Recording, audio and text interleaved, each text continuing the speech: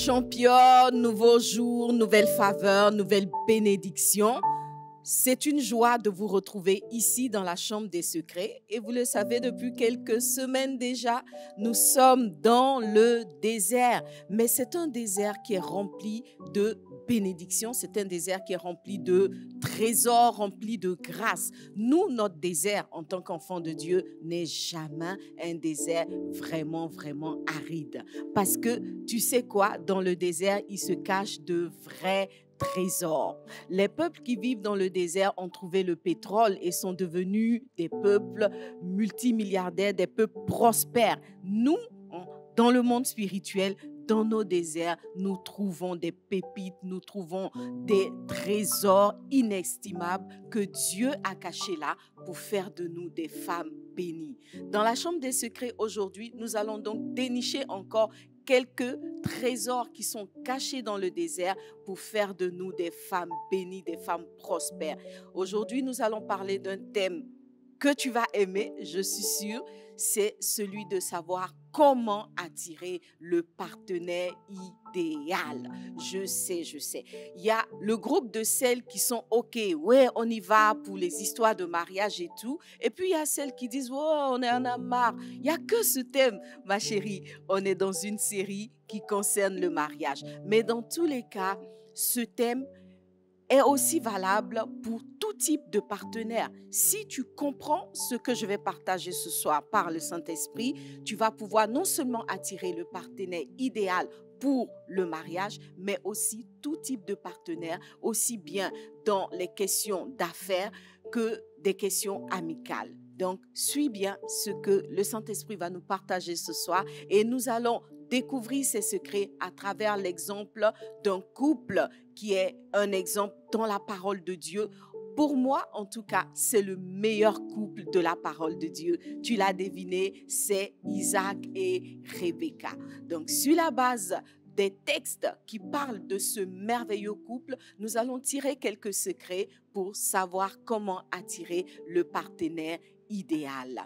Et puis, parce que la chambre des secrets, c'est aussi l'espace, c'est aussi l'endroit où Dieu nous rejoint, c'est l'espace de la présence de Dieu. Nous allons confier toutes choses à notre Seigneur, à notre Père Céleste qui est là et nous a dévancés avant même que tu ne viennes dans ce lieu. Lui, il y était. Alors, je te dis bienvenue dans la chambre des secrets, là où Dieu règne, là où Dieu transforme des femmes ordinaires en femmes extraordinaires, là où Dieu résout les problèmes des femmes en leur révélant des secrets très, très, très personnels. On va donc rentrer dans la présence de Dieu et avant de commencer à prier, tu vas saluer une sœur qui est en ligne en lui envoyant un mot dans le chat. Tu vas aussi envoyer le lien, tu vas liker la page et tout cela pour nous permettre, n'est-ce pas, d'atteindre un maximum de femmes parce que je suis convaincue que tu es bénie par ces instants que nous passons ensemble. On va donc baisser la tête et prier. Père, nous voulons te dire merci encore une fois pour le privilège de t'appartenir ou pour le privilège d'entendre ta parole et d'avoir l'opportunité de nous tourner vers toi si nous ne te connaissons pas encore. Prends le contrôle de ces instants, Papa. Prends le contrôle, parle à nos cœurs, dispose-nous, Père, et donne-nous de ressortir de ce lieu avec les choses que tu as prévues pour chacune de nous aujourd'hui. Merci, Papa. Nous ne voulons pas être là simplement pour nous distraire ou simplement pour passer le temps ou tuer le temps, comme certains le disent, mais nous voulons être là dans ta présence pour être édifiés, pour être étirés et propulsés vers nos destinées. Merci pour tout ce que tu fais. Je prie, oh Papa, que tu prennes le contrôle de tout ce qui est technique, que tu, oh Dieu, disposes favorablement les ondes et que toute chose dans ce lieu concourt à la bénédiction de tes filles. Merci Père, au nom puissant de Jésus. Amen. Alléluia. Merci notre Dieu.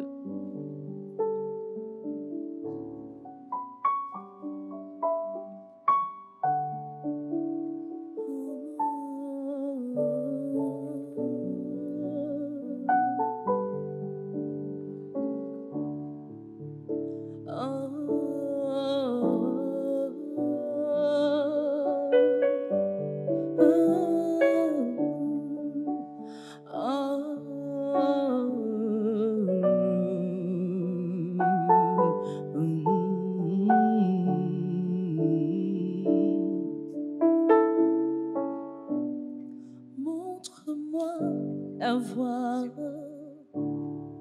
Révèle-toi à moi, montre-moi la voie, afin que je te connaisse. Montre-moi la voie, révèle-toi à moi, montre-moi la voie, afin que je te connaisse. Montre-moi la voie, révèle-toi à moi, montre-moi la voie, papa, afin que je te...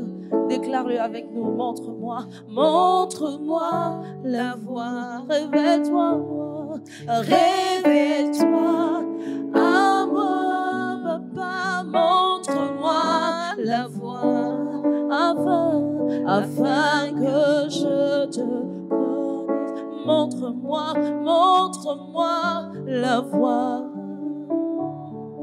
révèle-toi à moi, montre-moi la voie, afin que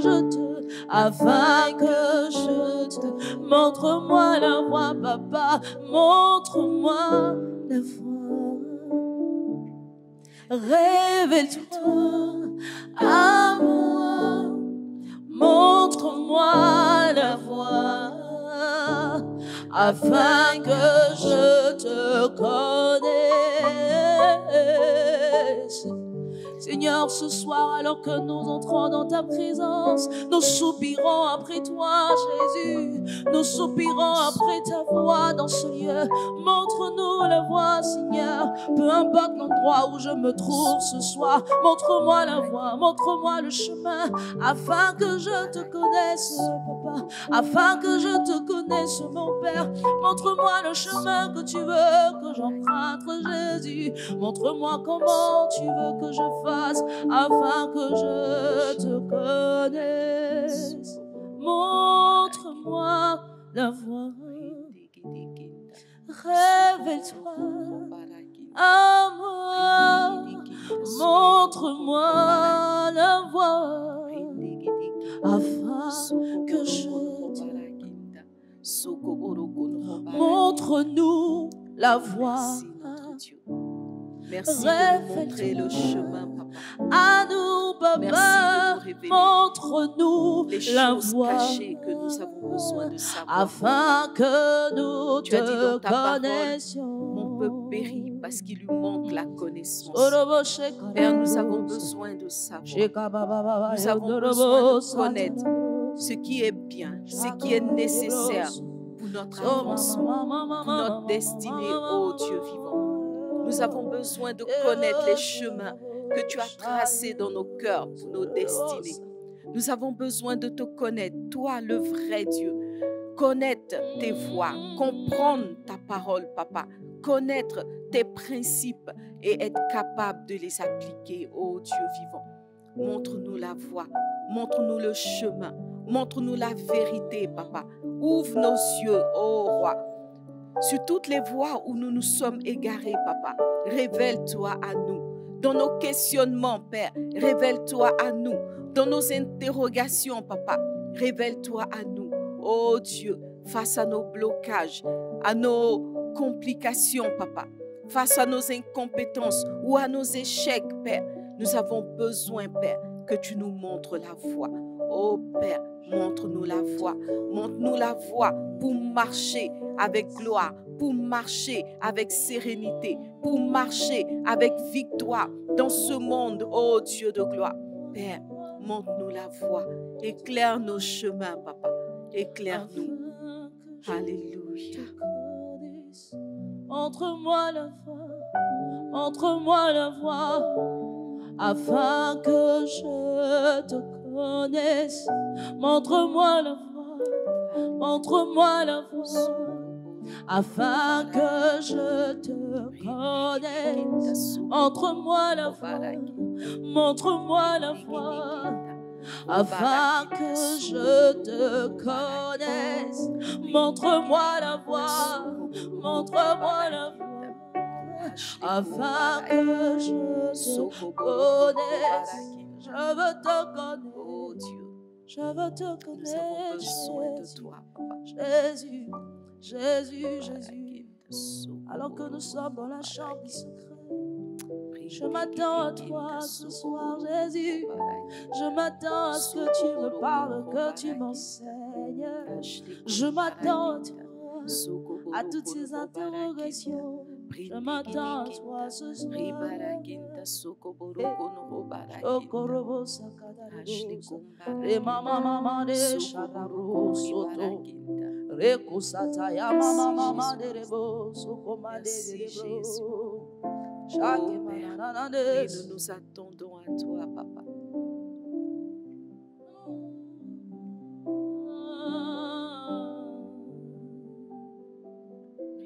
Dis-le avec nous, je m'attends. Je m'attends à toi, Dieu mon pourvoyeur,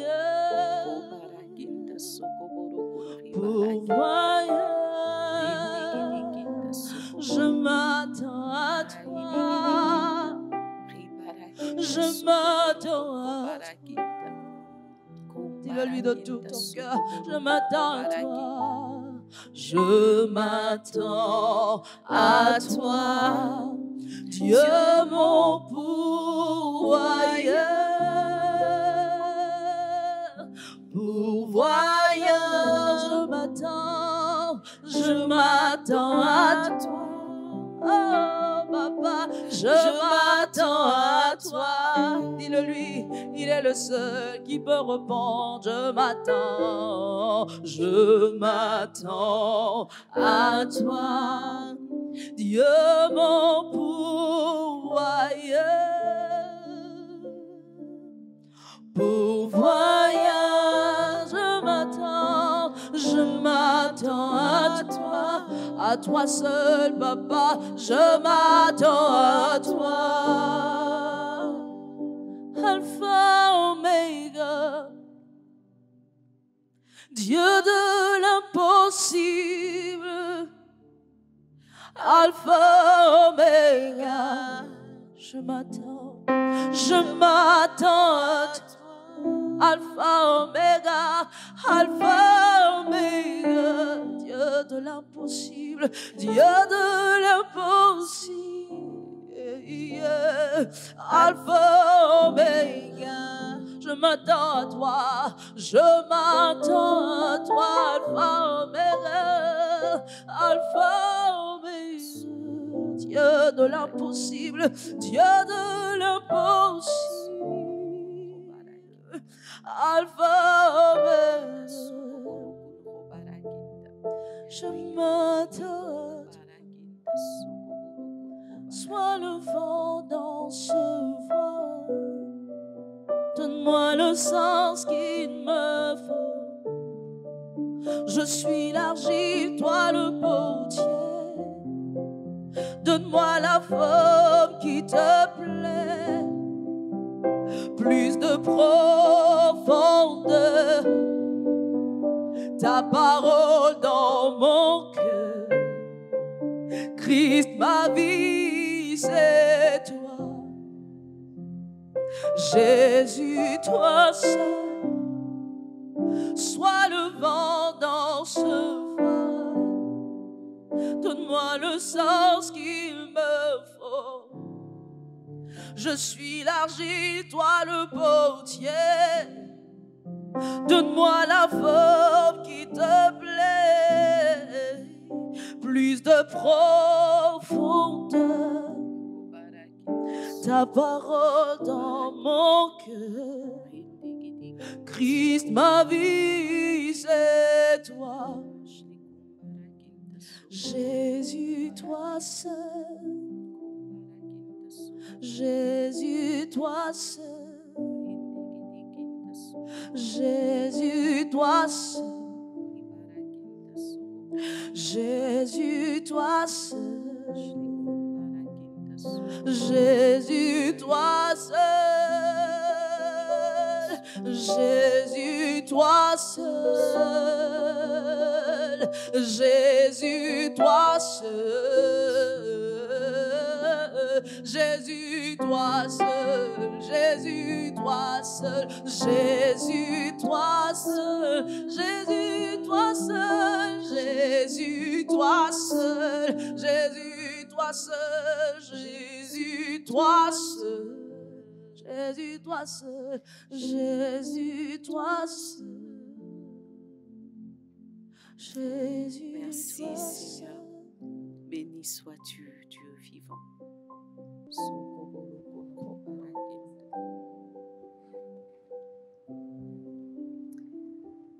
Bienvenue encore une fois dans la chambre des secrets. Je m'installe confortablement pour que nous puissions échanger tout au long de cette heure que nous allons passer ensemble.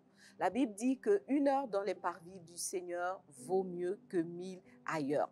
Bon, en réalité, il paraît que le texte, en fait, c'est pas il paraît. Normalement, le texte dit un jour dans ces parvis vaut mieux que 1000 ailleurs. Mais bon, si un jour vaut mieux que 1000 jours, c'est qu'une heure aussi vaut mieux que 1000 jours. Donc, il faut savoir que le texte biblique ne dit pas une heure, mais bien un jour dans ses parvis. Voilà, c'est ce que David a dit. Bon, n'empêche que nous avons une heure ce soir et nous allons essayer de capitaliser cette heure en partageant des secrets importants de la parole de Dieu, toujours pour faire de nous des reines, pour faire de nous des femmes de gloire. Et ce soir, nous sommes les reines du désert, nous sommes les reines dans le palais que le Seigneur nous a donné. Et ce palais, c'est la chambre des secrets. Voilà. Que dit la parole de Dieu aujourd'hui? Aujourd'hui, nous allons parler, comme je l'ai annoncé tout à l'heure, d'un merveilleux couple. C'est celui de Isaac et de Rebecca. Le texte de Isaac et Rebecca, en fait, nous révèle beaucoup de secrets. Et moi, je voudrais particulièrement que ce soir, nous puissions nous attendre à avoir une réponse sur comment attirer le partenaire idéal. Vous le savez, Isaac et Rebecca sont un couple extraordinaire. Ils sont une particularité de couple dans la mesure où c'est un couple monogame. Voilà, Isaac a eu pour seule épouse Rebecca, ce qui n'était pas du tout commun dans l'Ancien Testament. Et de plus, ils ont vécu une histoire extraordinaire. Rebecca n'a pas eu d'enfant pendant 20 ans et au bout des 20 ans, elle a eu des jumeaux, n'est-ce pas? Et des jumeaux qui ont eu des destinées je dirais très impressionnantes parce que différentes. Parce que c'est des jumeaux, mais ils ont eu des destinées tellement différentes que c'est une façon pour nous, n'est-ce pas, de comprendre que Dieu a des plans pour chaque individu, même si ce sont des jumeaux. J'en profite pour lancer une salutation à mes frères, Pierre et Paul, qui sont des jumeaux, des vrais jumeaux, s'il vous plaît. Donc, je vous salue, Pierre et Paul. Je salue aussi Daisy, ma belle-sœur, si tu suis. Que Dieu te bénisse. Merci d'avoir décroché l'un des jumeaux. Aide-nous à trouver une épouse pour la seconde. Voilà. Nous allons donc partir dans la parole de Dieu et ouvrir nos Bibles dans le livre de la Genèse, le chapitre 24. On va faire une longue lecture. Je t'invite à être attentionné parce qu'il y a beaucoup de trésors qui se cachent dans ce texte. Il est dit, Abraham était vieux, avancé en âge, et l'Éternel avait béni Abraham en toutes choses. Nous le savons, on l'a vu il y a quelques semaines. Abraham dit à son serviteur, le plus ancien de sa maison, l'intendant de tous ses biens, mais je te prie ta main sous ma cuisse et je te ferai jurer par l'Éternel, le Dieu du ciel et de la terre, de ne pas prendre pour mon fils une femme parmi les filles des Cananéens. Et quand Abraham dit mon fils, il parle bien de Isaac. Donc, pas de femme parmi les filles des Cananéens au milieu desquelles j'habite. Verset 4, mais d'aller dans mon pays et dans ma patrie prendre une femme pour mon fils Isaac. Le serviteur lui répondit, peut-être la femme ne voudra-t-elle pas me suivre dans ce pays-ci? Devrais-je mener ton fils dans le pays d'où tu es sorti? Non, non, dit Abraham, garde-toi, dit, emmener mon fils. Au verset 8, il dit, « Si la femme ne veut pas te suivre, tu seras dégagé de ce serment que je te fais faire. Seulement, n'y mène pas mon fils. » Le serviteur mit sa main sous la cuisse. Abraham, son seigneur, et lui jura d'observer ces choses. Verset 10, le serviteur prit 10 chameaux parmi les chameaux de son seigneur et il partit, ayant à sa disposition tous les biens de son seigneur. Il se leva, il alla en Mésopotamie à la ville de Nakor. Il fit reposer les chameaux sur leurs genoux hors de la ville près d'un puits au temps du soir. Au temps où sortent celles qui vont puiser de l'eau. Verset 12. Et il dit, « L'Éternel, Dieu de mon Seigneur Abraham, fais-moi, je te prie, rencontrer aujourd'hui ce que je désire et use de bonté envers mon Seigneur Abraham. » Verset 13. « Voici, je me tiens près de la source d'eau et les filles des gens de la ville vont sortir pour puiser de l'eau. Que la jeune fille à laquelle je dirai, penche ta cruche, je te prie, pour que je boive, et qui répondra, bois, et je donnerai aussi à boire à tes chameaux, soit celle que tu as destinée à ton serviteur Isaac. Et par là, je connaîtrai que tu uses de bonté envers mon Seigneur. » Il n'avait pas encore fini de parler que sortit sa cruche sur l'épaule Rebecca, née de Bethuel, fils de Milca, femme de Nakor, frère d'Abraham. C'était une jeune fille très belle de figure, elle était vierge et aucun homme ne l'avait connue. Elle descendit à la source, remplit sa cruche et remonta. Verset 17, le serviteur courut au-devant d'elle et dit, « Laisse-moi boire, je te prie, un peu d'eau de ta cruche. » Elle répondit, « Bois, mon Seigneur. » Et elle s'empressa d'abaisser sa cruche sur sa main et de lui donner à boire. Quand elle eut achevé de lui donner à boire, elle dit, « Je puiserai aussi pour tes chameaux jusqu'à ce qu'ils aient assez bu. » Et elle s'empressa de vider sa cruche dans l'abreuvoir et courut encore au puits pour puiser, et elle puisa pour tous les chameaux. Verset 21, l'homme la regardait avec étonnement et sans rien dire, pour voir si l'Éternel faisait ainsi réussir son voyage. Verset 22, quand les chameaux eurent fini de boire, l'homme prit un anneau d'or, du poids d'un demi-sigle, et 2 bracelets, du poids de 10 sicles d'or, et il dit, « De qui es-tu, fille? Dis-le-moi, je te prie. Y a-t-il dans la maison de ton père de la place pour passer la nuit? » Verset 24, elle répondit, « Je suis fille de Bethuel, fils de Milca et de Nakor. » Elle lui dit encore, « Il y a chez nous de la paille et du fourrage en abondance et aussi de la place pour passer la nuit. » Waouh, quel beau texte! Ce texte nous présente donc le serviteur d'Abraham qui, répondant à l'exigence de son maître Abraham, part en Mésopotamie pour trouver une épouse à Isaac, le fils d'Abraham. De base donc, Abraham avait quitté la Mésopotamie sur instruction du Seigneur et il s'était installé en Canaan. Sauf que à Canaan, il y avait un autre peuple, un peuple qui ne connaissait pas Dieu, un peuple qui avait des mœurs qui étaient très très loin de celles que Dieu avait inculquées à Abraham. Et au moment de marier son fils, Abraham a compris qu'il avait besoin d'une femme, d'un type particulier qu'il n'avait pas encore trouvé en Canaan. Alors, il demande à son serviteur donc d'aller chercher une épouse à son fils Isaac.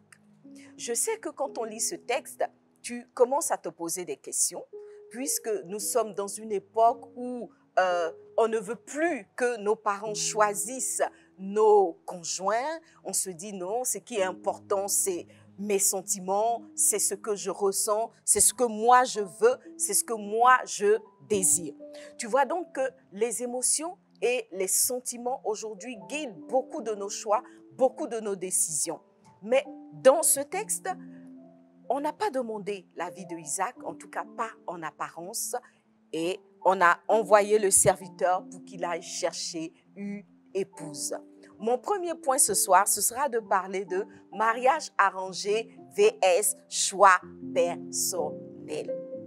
Oui, d'une certaine façon, on est en présence d'une situation de mariage arrangé. On ne nous dit pas si Abraham avait échangé avec son fils pour savoir à peu près qu'est-ce que son fils désirait ou pas, mais on nous dit tout de suite que Abraham envoie son serviteur en Mésopotamie pour aller chercher une femme à son fils. Et pour lui, c'est une mission capitale, c'est une mission essentielle parce qu'il était très important pour lui que son fils soit marié, mais surtout bien marié. La vérité, c'est que derrière cette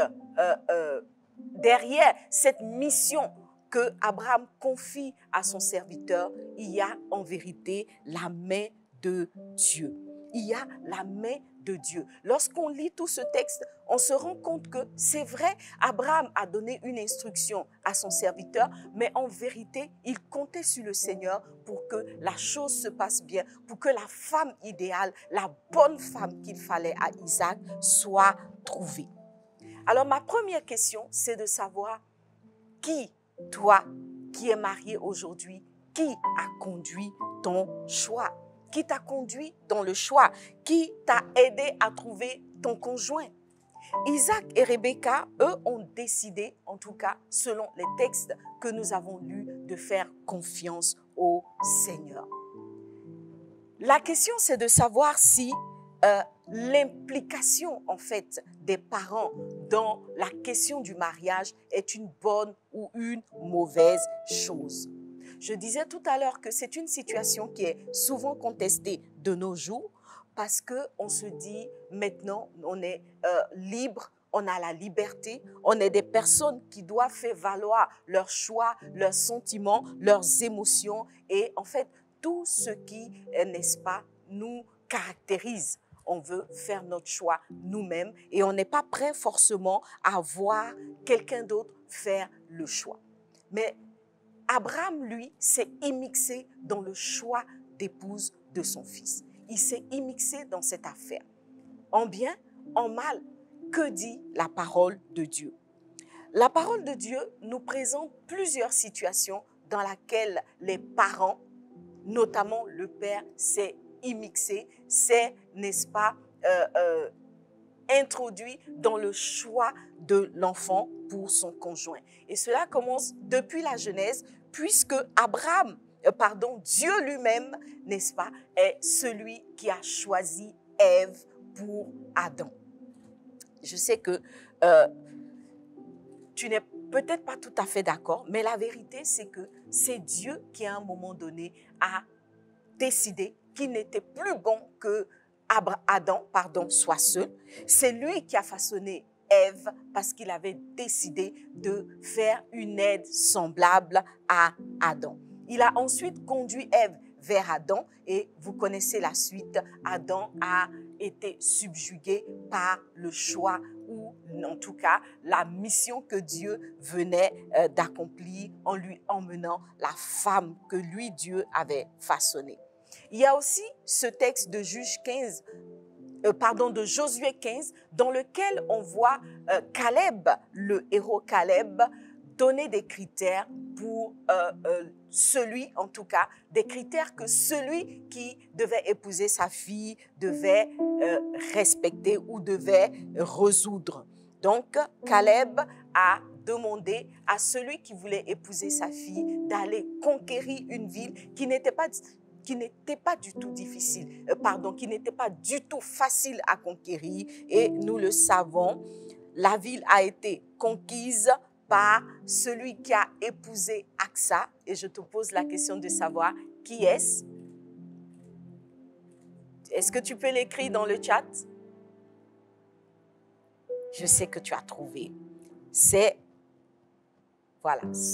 sera notre jeu Parce que à la fin de cette émission, on va vérifier toutes celles qui ont trouvé le nom de l'époux de Aksa et on va vous envoyer une notification. Peut-être que vous allez gagner un ouvrage.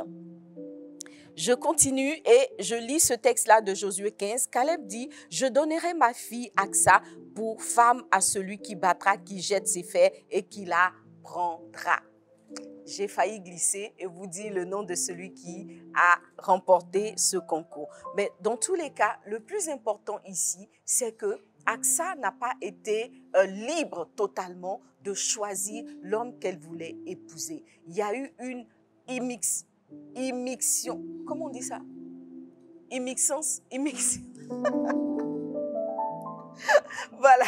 En tout cas, son père s'est immixé dans cette affaire, hein, et il a imposé des critères à celui qui devait épouser sa fille.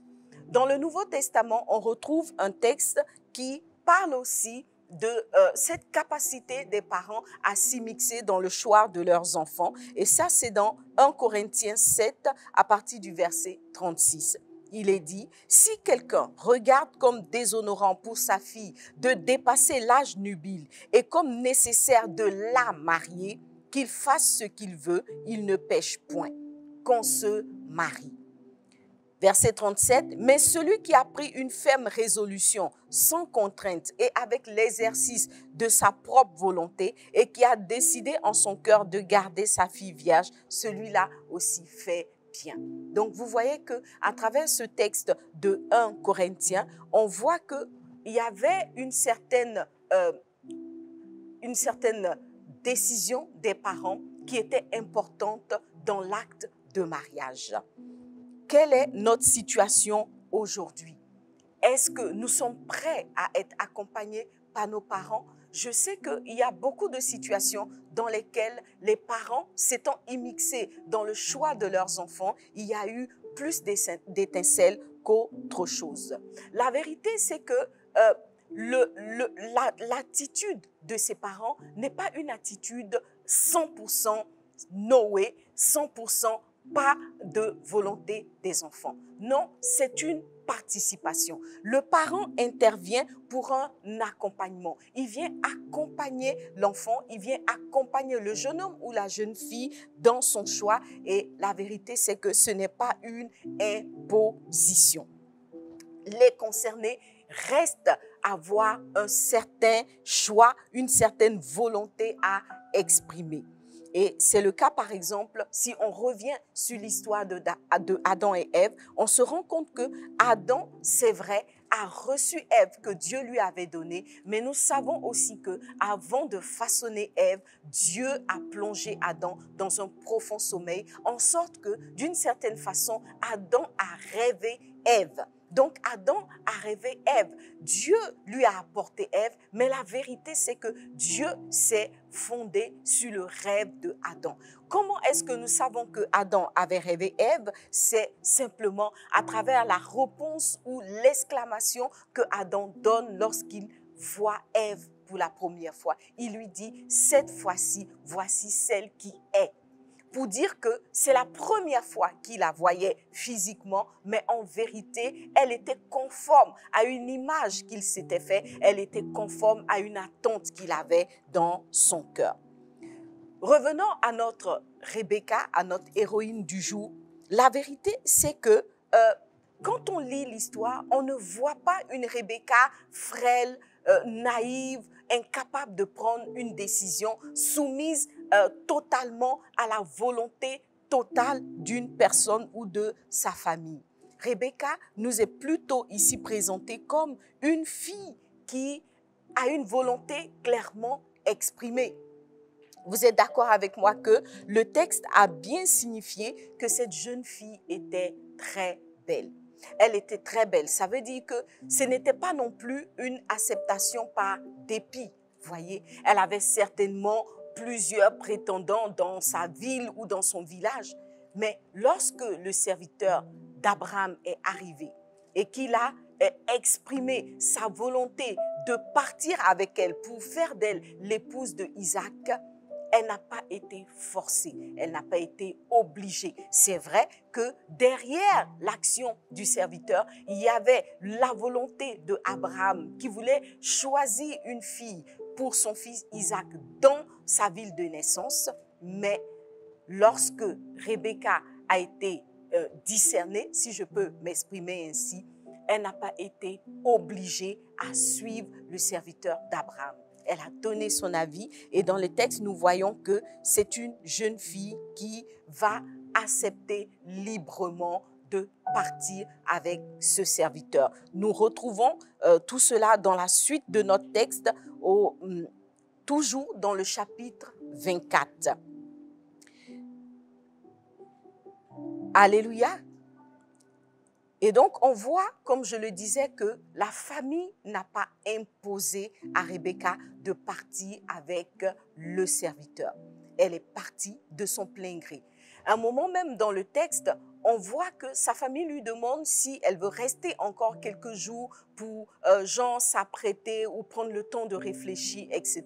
Mais Rebecca dit « j'irai ». Rebecca dit « j'irai ». Voyez donc que c'est une fille en pleine possession de ses moyens. C'est une fille qui exprime clairement sa volonté. Elle n'est pas forcée, mais dans sa réponse, dans la réponse que Rebecca donne, on discerne ici une fille qui, d'une certaine façon, a discerné elle-même le plan de Dieu, la volonté de Dieu. On voit que c'est une fille qui a une certaine connexion avec Dieu et qui sait, n'est-ce pas, être dans le plan de Dieu, dans la volonté de Dieu au moment où il le faut.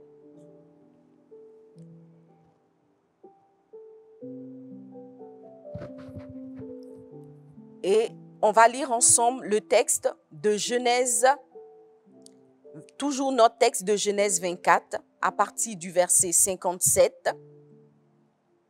Je prends mon texte. Genèse 24, le verset 57, il est dit,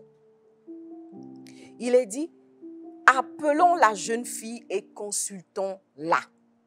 Ils appelèrent donc Rebecca et lui dirent, veux-tu aller avec cet homme? Elle répondit, j'irai. Voyez, c'est ce que je vous disais tout à l'heure. Elle a répondu, j'irai. Ils laissèrent partir Rebecca, leur sœur, et lui dirent, ô notre sœur, puisses-tu devenir des milliers de myriades et que ta postérité possède la porte de ses ennemis. Donc Rebecca a pris une décision personnelle malgré l'implication familiale manifestée par la volonté d'Abraham. À côté de cette implication, elle a manifesté une volonté clairement exprimée. Et je disais tout à l'heure que cette fille nous révèle quelque chose de très fort. Voyez, elle n'était pas là où Abraham parlait à son serviteur. Elle n'avait pas en apparence une révélation particulière de ce qui allait se faire. Mais lorsque le moment de partir vers son conjoint, le moment de choisir, d'accepter Isaac comme conjoint est arrivé, elle a discerné aussitôt. Voyez? Donc, on découvre une fille qui est une fille de l'esprit. C'est une fille qui a du discernement. C'est une fille qui, d'une certaine façon, se laisse conduire par l'Esprit de Dieu avant de faire un choix déterminant pour sa vie, pour son avenir, pour son futur. Voyez? Et au-delà de cette connexion à l'esprit, elle nous révèle aussi être une fille qui est une femme de foi. Voyez, prendre la décision de suivre un inconnu, d'aller dans un pays étranger, d'aller vivre une aventure avec quelqu'un qu'elle ne connaissait pas du tout. Les filles, cet acte-là est un acte de foi incroyable. C'est un acte de foi incroyable. Et ça me permet de faire une pause ici pour nous rappeler que le mariage, les filles, est un acte de foi. Le mariage est un acte de foi. Tu n'as pas grandi avec le frère que tu veux épouser. Tu n'as pas grandi avec l'homme avec lequel tu vis aujourd'hui. tu ne le connaissais avant l'étape de votre rencontre, on peut dire qu'au fond, tu ne le connaissais ni d'Adam ni d'Ève. Ça veut dire que vous n'avez pas même père ni même mère, tu vois. Mais quand il est venu te dire « je t'aime », quand il t'a présenté cette bague de fiançailles ou qu'il t'a fait sa déclaration là où vous étiez en train de manger les burgers ou la loco ou je ne sais quoi, tu as senti ton cœur bouger et tu as dit « oui, j'irai ». Tu as dit « oui, j'irai » comme Rebecca. Mais le oui, j'irai, c'est un oui de foi. Parce qu'en vérité, tu ne sais pas ce qui t'attend devant. Tu ne sais pas qui est cette personne avec qui tu t'engages dans les liens du mariage. Tu ne sais pas ce qui va se passer dans la maison conjugale dans laquelle tu vas entrer. Mais tu dis oui. Parce que Dieu a posé le mariage comme un acte de foi. Souvent, on dit, n'est-ce pas, cette phrase que j'ai dit tout à l'heure, je ne le connaissais ni d'Adam ni d'Ève, mais la vérité, c'est que même Ève ne connaissait pas Adam, et Adam non plus ne connaissait pas Ève. De qui? De Dieu. Vous voyez? Donc, eux non plus, ils ne se connaissaient pas, mais ils se sont engagés pour entrer dans le mariage. Le mariage est donc un acte de foi. Et tout ce qui est œuvre de foi, tout ce qui est marche par la foi, c'est la marche par l'esprit. Vous voyez, la foi, c'est cette marche-là dans laquelle les yeux physiques sont aveugles. Mais ce n'est pas une obscurité totale, ce n'est pas une obscurité 100%.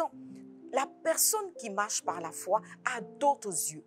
La personne qui marche par la foi a une autre façon de voir les choses et c'est la vue par l'esprit. Tu vois. Donc, soit tu vois par l'esprit et tu t'engages, soit tu ne vois rien du tout. Donc, si tu n'as pas une révélation de l'esprit, si tu n'as pas une vision de l'esprit, alors là, tu marches non pas dans la foi, mais dans l'obscurité, ce qui n'est pas l'idéal. Le mariage est un acte de foi. Lorsque nous prions pour nous marier, nous devons savoir que c'est un grand saut dans l'inconnu. L'inconnu pour un monde naturel, l'inconnu pour les yeux physiques, l'inconnu pour nos sensations humaines. Mais la vérité, c'est que ce n'est pas un inconnu pour l'esprit. C'est la raison pour laquelle tu as besoin d'être connecté à Dieu. Tu as besoin d'être connecté à l'Esprit de Dieu pour faire ce grand saut, pour être sûr que tu ne vas pas t'écraser quelque part, mais que tu vas bien tomber sur un matelas bien douillet, sur un coussinet bien en douceur, n'est-ce pas? Parce qu'en réalité, c'est ce que Dieu a prévu pour toi. Donc, il s'agit donc de sauter au bon moment et à la bonne adresse. Dis avec moi, à la bonne adresse. Rebecca a donc fait preuve de foi, mais Isaac aussi a fait preuve de foi. Donc, il n'y a pas que la femme qui doit faire preuve de foi dans l'histoire du mariage. L'homme aussi fait preuve de foi parce que lui non plus ne connaissait pas Rebecca.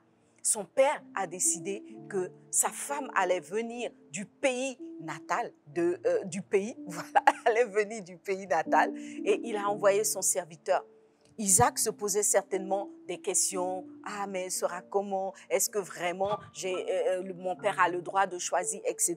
Il se posait des questions. Mais vous savez avec moi que Isaac a suivi, n'est-ce pas, la volonté de son père. Il s'est laissé porter par la parole de son père et il a bien fait puisque à l'arrivée, il a eu une épouse qui a réjoui son cœur. Marcher par la foi n'est pas facile, mais nous devons, en tant qu'enfants de Dieu, faire confiance à Dieu. Et c'est ce que Isaac et Rebecca ont fait. Ils ont décidé de faire confiance à Dieu. Donc, pour trouver le partenaire idéal, pour trouver le conjoint idéal, pour rencontrer la personne de destinée, la première chose, c'est de faire confiance à notre Père céleste qui est Dieu.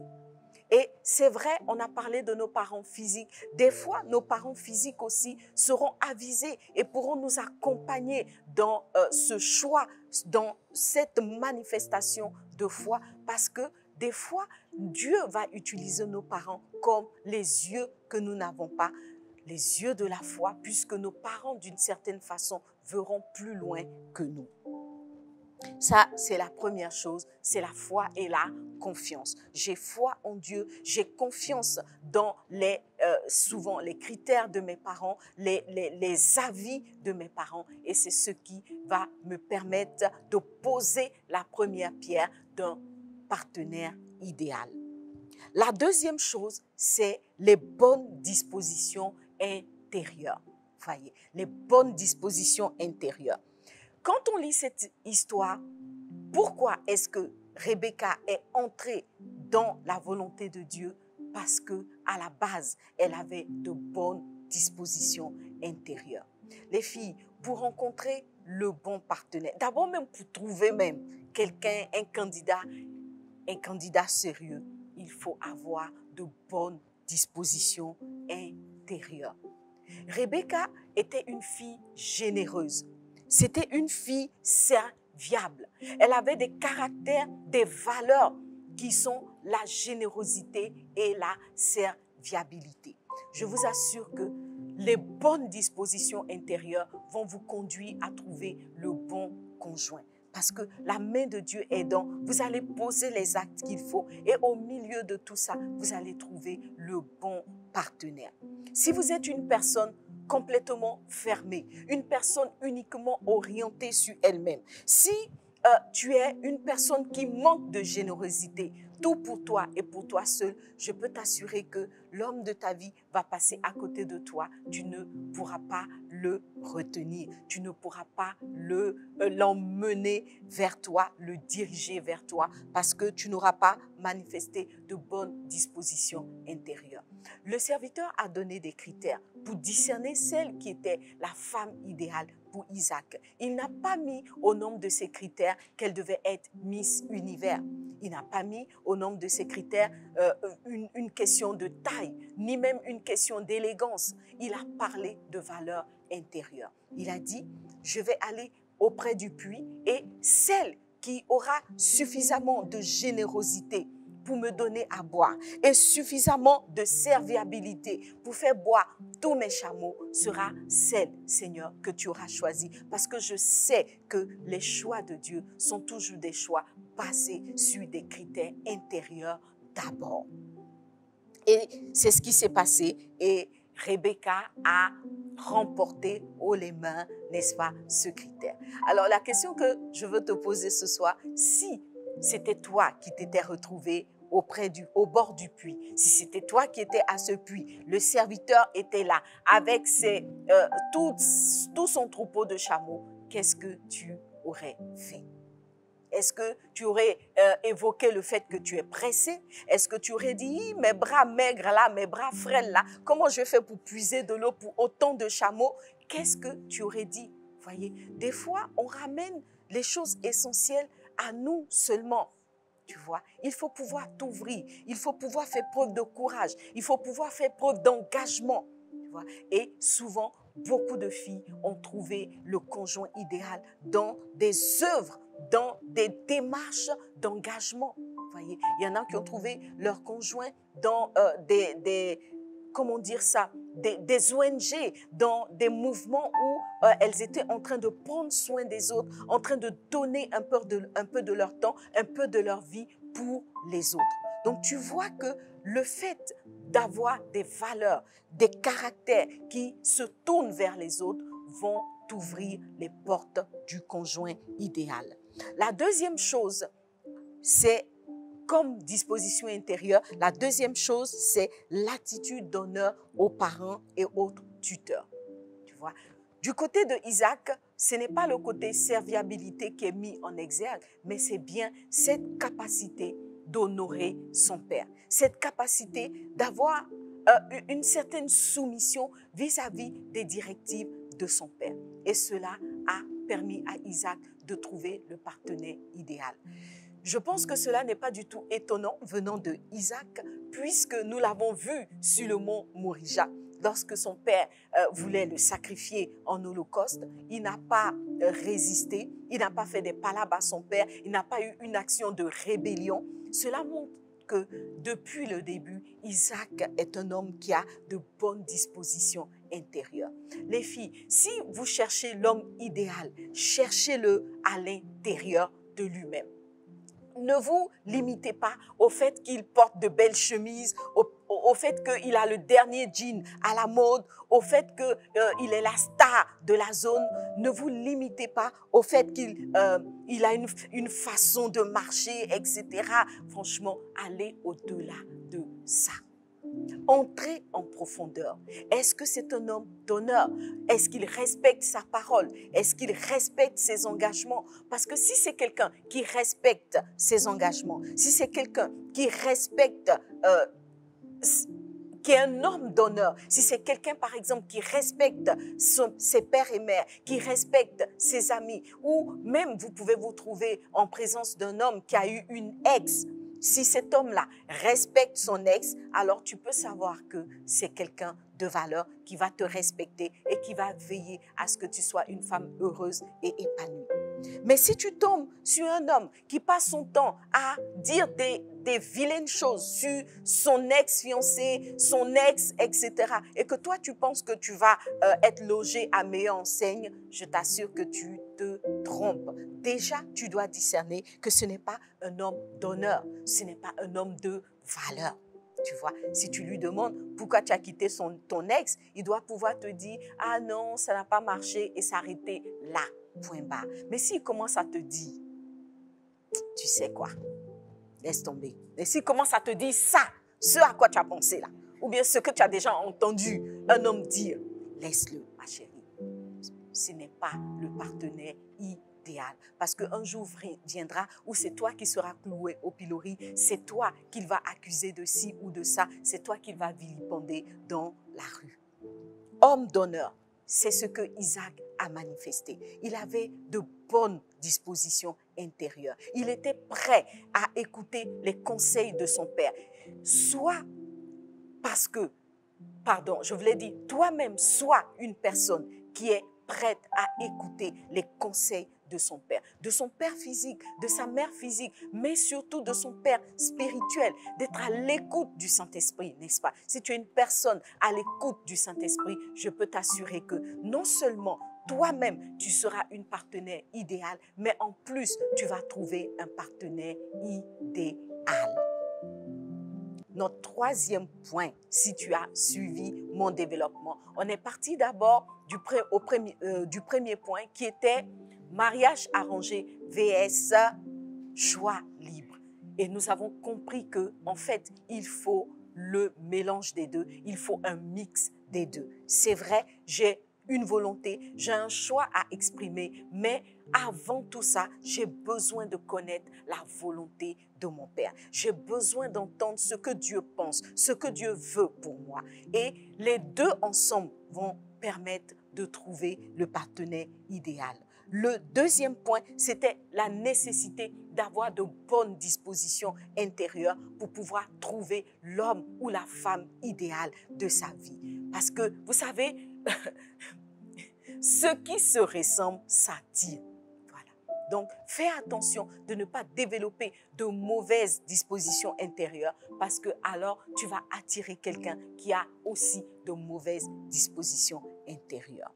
Le troisième point, c'est le point que j'aime le plus ce soir, c'est célébration de gloire pour un mariage de gloire.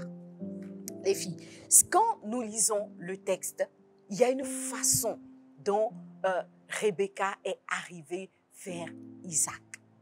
Elle a accepté de suivre le messager. Elle a accepté de suivre celui qui était venu la chercher pour son mariage. Elle est allée et ils ont fait le chemin, ils ont fait le parcours. Et un soir, qu'est-ce qui s'est passé? Un soir, alors que Isaac était dans les champs, comme le texte nous le dit, et qu'il était en train de méditer, il a levé les yeux et qu'est-ce qu'il a vu? Il a vu une caravane s'approcher. Il a vu une caravane et cette caravane, en fait, n'était pas une caravane de marchands, c'était pas une caravane quelconque, c'était la caravane qui ramenait vers lui sa bien-aimée. Est-ce que vous pouvez imaginer un peu cette scène?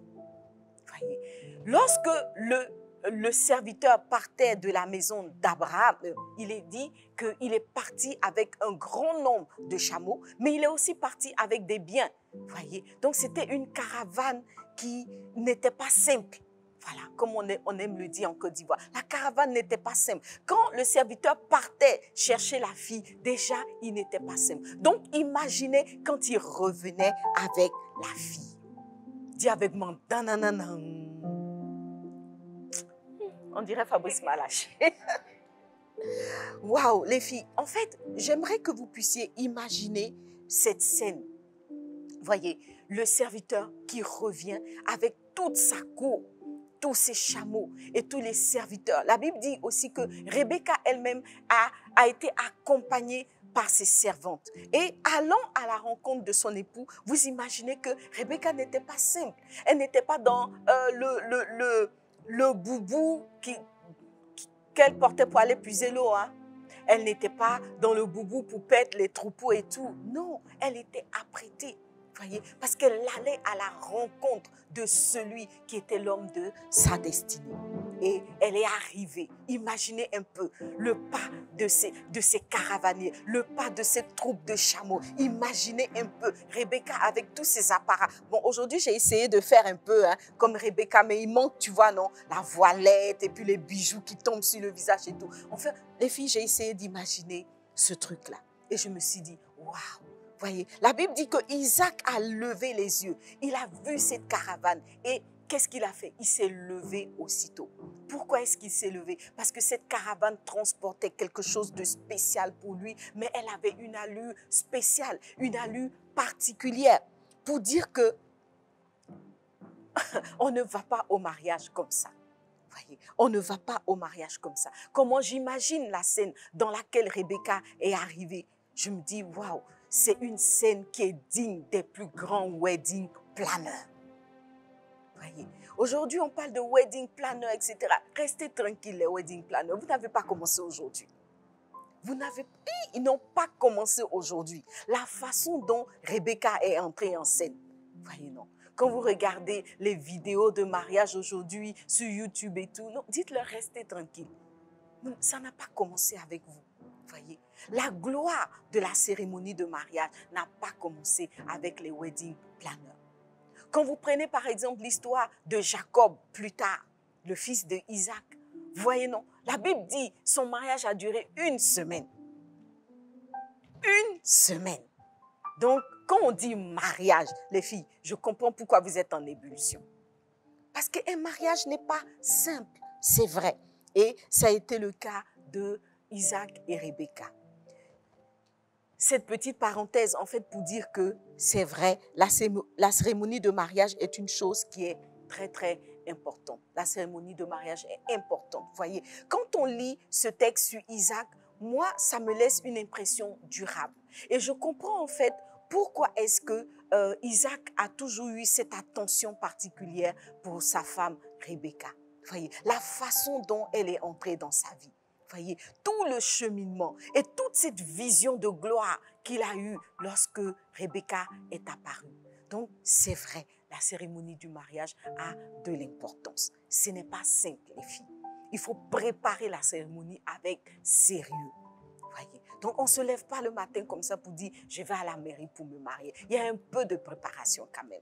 On a parlé de la préparation spirituelle, mais il y a aussi une préparation physique et matérielle. Parce que cette cérémonie-là va être un socle, des fois, sur lequel, n'est-ce pas, vous allez pouvoir vous appuyer pour vous souvenir de cette époque-là. Et qui sait, ça peut changer beaucoup de choses lorsqu'il y a des éclats de voix, lorsqu'il y a des petites disputes. Souviens-toi seulement de comment tu es rentré, n'est-ce pas, à l'église. Comment tu es rentré à l'église sous ce chant merveilleux, cette mélodie. Des fois, même toi-même, tu as chanté. Tu vois, non? Toi-même, tu as chanté. Souviens-toi comment tu transportais le bouquet. Bon, je dis transporter parce que tu n'attrapais pas simplement. Tu vois comment tu t'es agrippé au bouquet comme ça. Là. Tu vois, non? Donc, la cérémonie est très importante aussi. Parce qu'elle va laisser dans ton cœur, elle va laisser dans ton âme un souvenir indélébile qui peut être un appui en temps de crise ou dans les moments de nécessité. Et pour moi, cela a été le cas de Isaac et Rebecca. N'empêche que, bien qu'elle soit importante, la cérémonie de mariage, elle doit rester, n'est-ce pas, dans les limites du possible. On doit organiser sa cérémonie selon ses moyens, selon ses ressources. Mais le plus important, c'est vraiment de s'y investir, d'investir son cœur, d'investir, n'est-ce pas, sa personne pour avoir quelque chose de glorieux à sa dimension. Rebecca et Isaac, au fond, n'avaient pas tout ce que nous avons aujourd'hui. Il n'y avait pas des grands écrans, il n'y avait pas ceci ou cela. On comprend donc que c'est une cérémonie qui était assez simple dans son ensemble, mais qui a été pleine d'onction et d'émotion. Voici ce après quoi tu dois, n'est-ce pas, courir. Tu dois, ce pourquoi tu dois te battre. Tu dois rechercher cette cérémonie qui va laisser une empreinte indélébile, c'est-à-dire pleine d'onction, pleine d'émotion, n'est-ce pas, pour que la suite soit encore glorieuse. Le point 2, c'est que Isaac et Rebecca n'ont pas simplement réussi leur entrée, n'est-ce pas, dans le mariage, c'est-à-dire ce n'est pas tout ce qui était autour seulement qui a été important, mais il y a aussi le fait qu'ils ont manifesté des valeurs intrinsèques. On a parlé des valeurs tout à l'heure, mais le texte qui nous parle de leur rencontre le jour du mariage nous révèle aussi des valeurs très, très importantes. Donc, la cérémonie est importante, mais il faut savoir qu'au-delà de la cérémonie, il y a une vie de couple qui doit être bâtie. Il y a un mariage qui doit être bâti. Je suis en train de dire à une fille que le mariage, ce n'est pas d'abord la cérémonie. Ou si tu veux, ce n'est pas que la cérémonie. En réalité, il y a la cérémonie, tout ce qui va précéder le mariage et ensuite il y aura le mariage. Le mariage commence après la cérémonie. Tu vois. Et le texte ici nous révèle en fait qu'est-ce qui a fait que le mariage de Isaac et Rebecca a été une réussite. Dans Genèse 24, le verset 62, il est dit « Cependant, Isaac était revenu du puits de Lacaï-Roi, et il habitait dans le pays du Midi. Un soir qu'Isaac était sorti pour méditer dans les champs, il leva les yeux et regarda, et voici les chameaux arrivaient. » Au verset 64, il est dit, encore une fois, « Rebecca leva aussi les yeux, vit Isaac et descendit de son chameau. Elle dit au serviteur, verset 65, « Qui est cet homme qui vient dans les champs à notre rencontre ?» Et le serviteur répondit, « C'est mon Seigneur. » Alors elle prit son voile et se couvrit. Et la suite du texte nous dit que Isaac est allé vers elle et il l'a emmenée dans sa tente et elle est devenue son épouse. Ce sur quoi je voulais attirer notre attention maintenant, c'est le fait qu'il est dit que Isaac revenait du puits de Lacaï-Roi. Les filles, entre nous, quelle est l'importance de signaler que Isaac revenait du puits? Voyez, de prime abord, ça n'a aucun intérêt. Il revenait du puits. Et je suis sûre que tu vas dire, so what? Et alors? Tu vois, il revenait du puits. Ça paraît, n'est-ce pas, une information qui vient comme un cheveu sur la soupe. Il doit rencontrer la femme de sa vie. Mais on dit qu'il venait du puits, de Lacaï-Roi. La vérité, c'est qu'il y a une information, il y a un enseignement spirituel, un enseignement profond ici. Il y a une information capitale que Dieu voulait nous donner dans cette situation de Isaac qui revenait du puits. La vérité, c'est que Lacaï-Roi signifie le vivant qui me voit. Lacaï-Roi signifie le vivant qui me voit.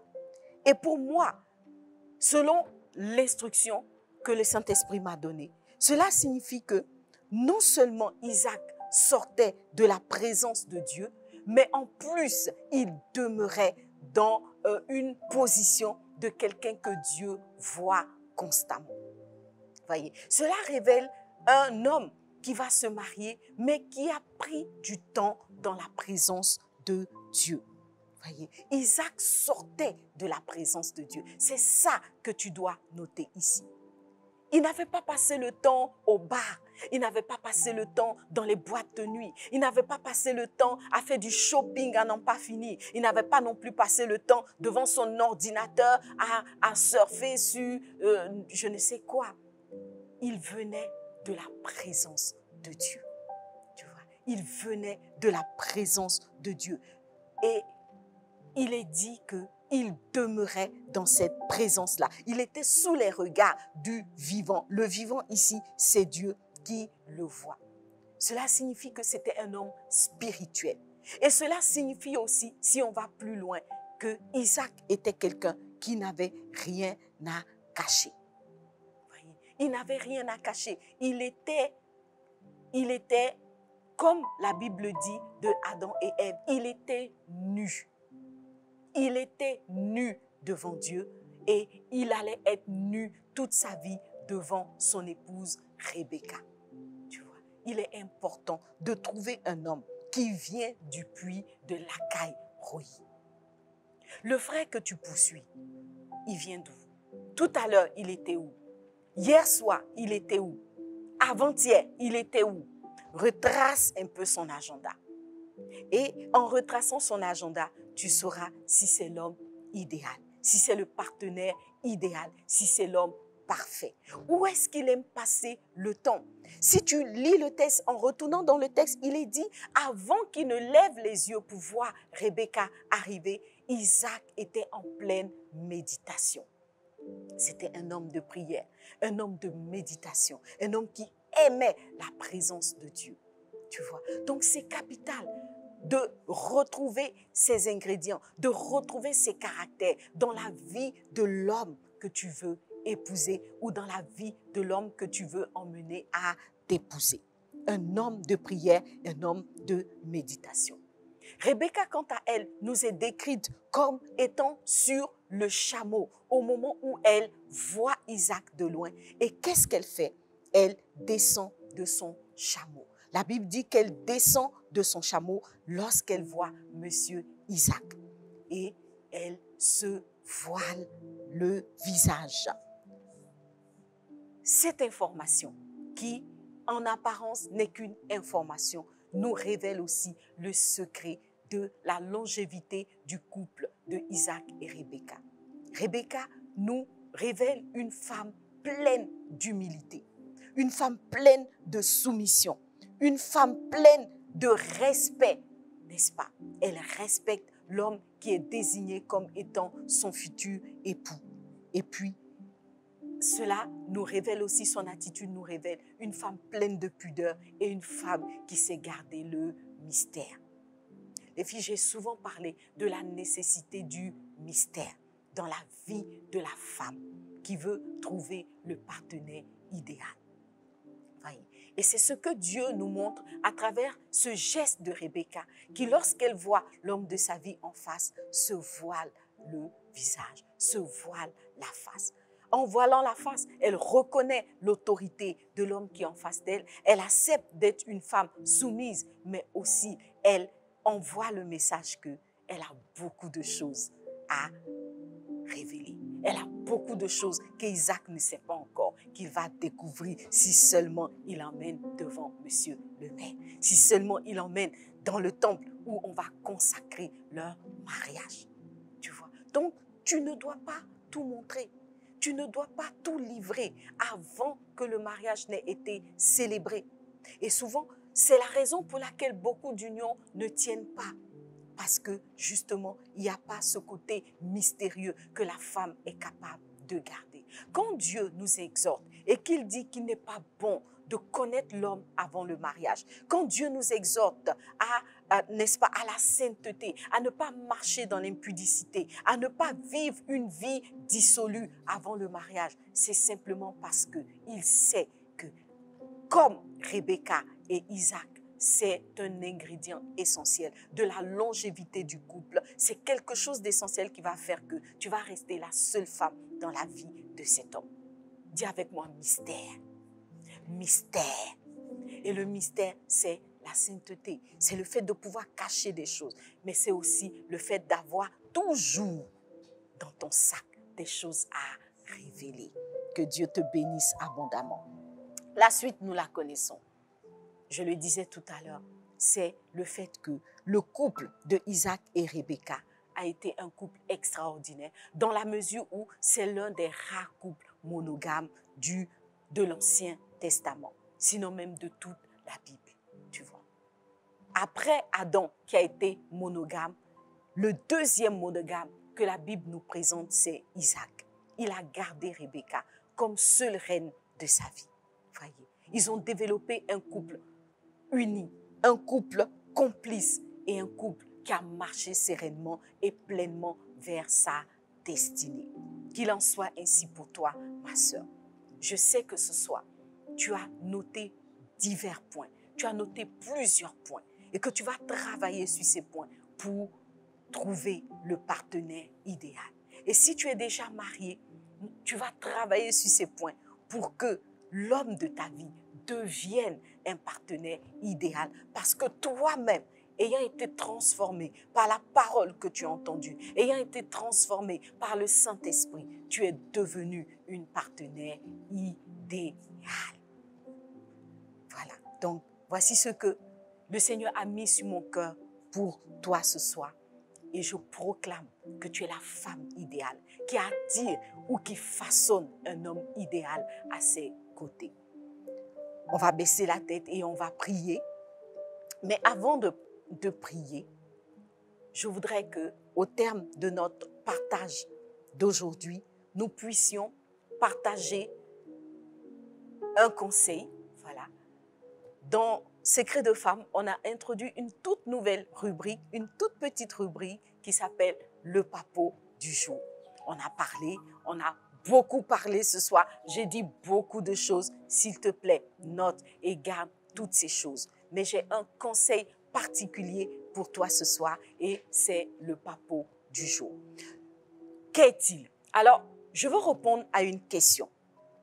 Que faire lorsque, en tant que fille, on voit ses parents, en tant que fille, en tant que femme qui veut se marier, on voit un de ses parents s'opposer à notre mariage? Que faire si ton père ou ta mère s'oppose à ton mariage? On a parlé tout à l'heure du fait que les parents doivent nous accompagner dans notre choix. On a parlé de cette capacité ou ce droit à s'immiscer dans notre choix en tant qu'enfant de nos parents. Voilà, cette capacité de nos parents à s'immiscer dans nos choix. Alors, lorsque on est en face d'un parent qui n'est pas d'accord avec le choix qu'on a fait, que faut-il faire? Que faut-il faire? Cela arrive généralement lorsque on présente un homme qui n'est pas peut-être de la même religion que nous. Donc, ça peut être l'une des raisons pour lesquelles les parents refusent. Ça peut être parce que la tête du prétendant ne revient pas à nos parents. Peu importe la raison, mais il peut arriver cette situation où le père ou la mère s'oppose à ton mariage, ne veut pas du tout du conjoint ou du prétendant que tu lui envoies. La solution, la première chose, c'est d'abord d'adopter une attitude d'honneur vis-à-vis de ton parent. Voilà. Vis-à-vis de ton père ou de ta mère. Tout part de là. Tu ne dois pas entrer dans des envolées lyriques, te verser, rentrer dans tous tes états, commencer à dire ceci ou cela à tes parents. La première chose, attitude d'honneur. Je garde le silence, je fais comprendre à mon père et ou à ma mère que je respecte son point de vue, je respecte son avis. Première chose. La deuxième chose, c'est que tu dois chercher à comprendre qu'est-ce qui motive l'attitude ou la décision de ton parent réticent. Pourquoi est-ce que ton père ou ta mère s'oppose à cette union? Tu dois chercher à comprendre le fond des choses. En parlant avec le parent, écoute le parent, laisse-le te partager pourquoi est-ce qu'il estime que ce candidat n'est pas le bon. Écoute-le, il te dira Il te dira, je ne suis pas d'accord avec ceci ou cela. Il te dira, sa tête ne me revient pas parce que ceci ou cela. Et à la suite de cet échange, tu pourras avoir une idée beaucoup plus claire de la raison pour laquelle ton parent s'oppose. N'écoute pas les on-dit. N'écoute pas les personnes à côté qui vont te dire, oui, ton père n'aime pas ton fiancé parce que ceci, parce que cela. Non, va à la source de l'information. Écoute le parent lui-même et le parent lui-même te donnera ses raisons.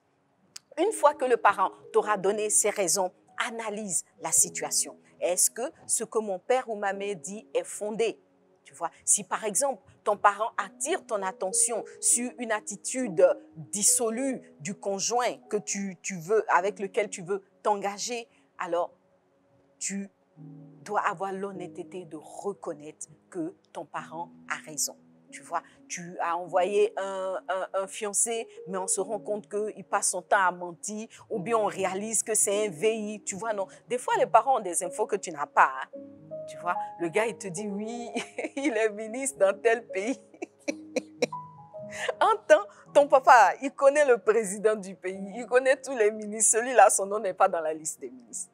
Tu vois? Donc, ton père te dira, ton gars, là, fais attention, c'est un VI, il n'est pas dans la liste des ministres. Tu vois? Donc, il faut écouter le parent. Il va donner ses raisons et tu dois analyser ses raisons. Si ce sont des raisons valables, alors tu parles avec ton parent et tu demandes qu'est-ce que nous devons faire. Et tu écoutes les conseils que tes parents vont te donner. Si quand tu analyses, tu te rends compte que ce sont des raisons fallacieuses, ce sont des raisons qui ne sont pas fondées. Par exemple, il n'aime pas le look du frère, il n'aime pas l'ethnie du frère, il n'aime pas la nationalité du frère, ou il ne partage pas la religion du frère. Normalement, il doit être de la même religion que toi, mais peut-être le père est d'une autre religion, donc il n'est pas d'accord. Tu vois, donc quand il y a un avis qui est plutôt fallacieux, essaye de parler avec ton parent et de lui faire comprendre ta position, en fait, d'essayer d'emmener ton parent à la raison. Et si, malgré tout ça, il reste fermé, il reste verrouillé sur sa décision, alors tu dois entrer en prière. Tu vois, tu dois entrer en prière. Si toi, tu reconnais que ce sont des avis pas fondés, alors tu rentres en prière et tu dois veiller à ramener le cœur de ton parent réticent avant de t'engager dans ce mariage, parce que tu dois savoir que ton parent a un pouvoir de bénédiction sur ton mariage et il est très important que ton parent bénisse ton mariage. Voilà, donc c'était le papo du jour. Je ne sais pas si tu es dans la situation. Si c'est ton cas, applique le papo et tu verras la gloire de Dieu. Tu verras que les choses vont se décanter. Nous allons donc baisser la tête et prier. Père, nous voulons te dire merci pour tout ce que tu fais. Merci pour ta grâce divine. Merci pour ton amour. Merci pour ta bonté. Merci pour ta fidélité. Merci pour toutes ces choses, ô Dieu vivant, que tu nous as donné de partager aujourd'hui. Nous te sommes tellement reconnaissants, Seigneur, pour ces secrets, pour toutes ces pépites de la parole de Dieu sur lesquelles tu viens mettre le projecteur, Papa, pour nous donner, ô Dieu de gloire, d'ajuster notre marche et d'entrer pleinement dans notre destinée de reine et de princesse du Seigneur. Prends le contrôle, Papa, dispose-nous. Donne-nous, comme Rebecca, d'avoir de bonnes dispositions intérieures. Donne-nous, ô Dieu de gloire, de nous laisser conduire par des choses essentielles plutôt que par des détails, Papa. Donne-nous d'entrer dans ta pensée et de marcher comme toi, tu veux que nous puissions marcher. Merci pour tout ce que tu fais, Dieu vivant. Conduis une sœur qui a besoin d'être éclairée. Conduis une sœur, ô Dieu de gloire, qui a besoin de trouver le partenaire, le conjoint idéal. Assiste une femme qui a besoin de transformer son mari en conjoint idéal. Seigneur, prends le contrôle de toutes choses. Glorifie ton nom. Au nom puissant de Jésus. Amen. Amen. Amen. Tu vas acclamer le Seigneur avec moi. Et on va chanter ensemble ce cantique qui dit « Plus de toi, Seigneur ». Nous allons terminer ce moment en adorant notre Dieu, lui demander plus de lui, plus de son esprit. Nous avons parlé du Saint-Esprit ce soir. Nous avons parlé des valeurs de Dieu. Nous avons parlé de la nécessité de nous laisser conduire par la volonté de Dieu. Et tout cela, c'est parce que Dieu est en nous, parce qu'il est plus en nous que nous allons y arriver. Merci Seigneur Jésus-Christ. Seigneur, plus de toi, plus de toi, plus de toi. Plus de toi, Seigneur, plus de toi, plus de ta ressemblance, plus de ta ressemblance, plus de toi, plus de discernement, plus de discernement de ta voix, de ta volonté. Seigneur, plus de toi, plus de toi, plus de toi, Seigneur, plus de toi, Seigneur, plus de toi, plus de ta ressemblance, plus de ta ressemblance, plus de toi. Plus de discernement, plus de discernement de ta voix, de ta volonté. Seigneur, plus de toi. Merci notre Dieu. Tu vas acclamer le Seigneur avec moi. Alléluia. Voilà, donc nous avons fini notre partage de ce jour. Et avant de nous quitter, je voudrais t'encourager à faire une offrande. La Bible dit que je ne viendrai pas dans la présence du Seigneur les mains vides. Cela signifie que chaque fois que nous avons l'occasion d'être connectés à la parole de Dieu, nous devons prendre l'habitude de faire une offrande. Je t'invite donc à faire une offrande en suivant les instructions qui s'affichent maintenant à l'écran. Et si tu es dans la salle, tu vas faire une offrande en présentiel, voilà. Et cela nous permettra d'entretenir la chambre des secrets pour que Dieu se révèle davantage à nous, pour faire de nous des victorieuses. Voilà, et avant de terminer, je voudrais rappeler que nous sommes à quelques jours de cette journée très très spéciale qui est la journée internationale des droits des femmes et ça sera le mardi 8 mars 2022. Par rapport à cette journée, nous voulons bénir Dieu pour toutes les femmes et notre prière est que chaque femme, où qu'elle soit, quoi qu'elle fasse, ait ses droits respectés, qu'elle puisse être une femme épanouie, une femme qui entre pleinement dans sa destinée parce que ses droits ne sont pas bafoués. Donc, nous aurons beaucoup de célébrations en ligne partout. Les églises vases d'honneur aussi vont célébrer les droits de la femme, ou plus exactement les femmes. Et cela, c'est à partir du 8 mars. Que Dieu te bénisse abondamment, qu'il relève tes droits où que tu sois et que sa faveur soit pleinement avec toi. Nous nous retrouvons donc vendredi prochain dans la chambre des secrets pour une autre aventure. Bye bye.